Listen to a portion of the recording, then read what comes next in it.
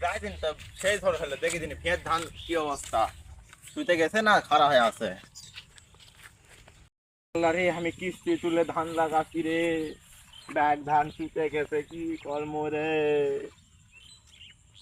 আয় আল্লাহ রে, কিস্তিতে একাঙ্গারে দুশো। আসসালামু আলাইকুম, আমি শামসুর রহমান।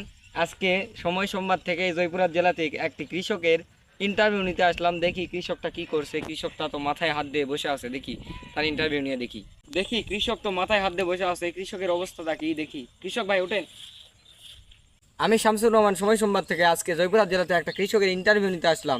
তো কৃষক ভাই, কি ভাই? আপনি মাথায় হাত দিয়ে বসে আছেন কেন? ভাই কিস্তির টাকা তুলে ধান লাগাচ্ছে, এই কারণে ধান শুতে গেছে, সেই কারণে মাথায় হাতে বসে আছে। কিস্তির টাকা সুদ করবো, আরো অনেক চিন্তা।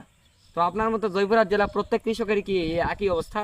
প্রায় 80% কৃষকের এইরকম অবস্থা হচ্ছে ভাই। তা আপনাদের পরবর্তী আপনার পরবর্তীতে কি করতে চাচ্ছেন? আমরা পরবর্তীতে এইরকম ধান কাটার পর, বিছুন ফেলানোর পর আবার ধান লাগাবো।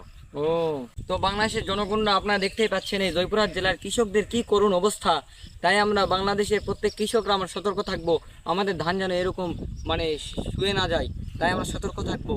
শামসুর রহমান, সময় সংবাদ, বাংলাদেশ।